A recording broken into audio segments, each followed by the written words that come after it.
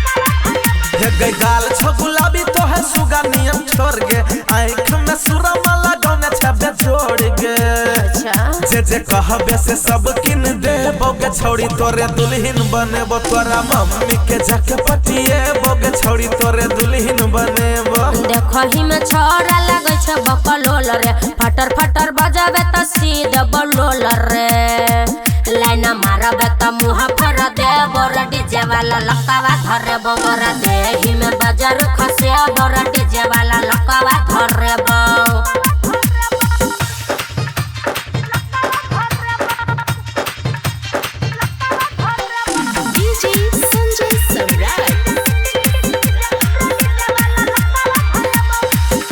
बले नहीं मनबे तबले करे त रहबो पर चढ़गे कचुहिए में जोड़ देबो किया नहीं बुझै छै हमर प्यार वाला असर गे तोरा खातिर दुनिया से लड़ जे बोगे छोड़ी तोरे दुल्हन बनेबो तोरा मम्मी के जाके पटिए बोगे छोड़ी तोरे दुल्हन बनेबो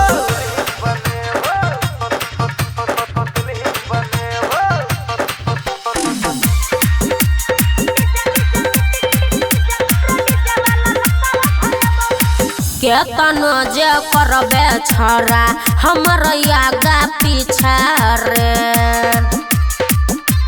हे रे कहियो नहीं है तो तोहर पूरा मन के इच्छा रे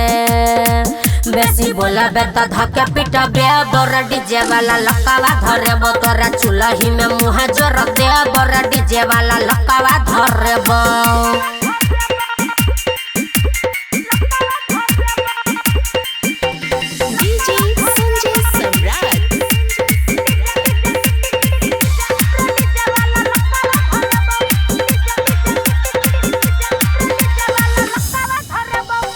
सबटा बात बुझै छियोगे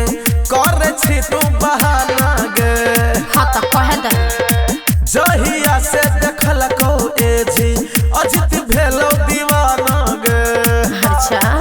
कौशल सन्नू के साथ लगे बोगे छोड़ी तोरे दुल्हन बनेबो तोरा मम्मी के जाके पटिए बोगे छोड़ी तोरे दुल्हन बनेबो अच्छा तो पहले किन दे।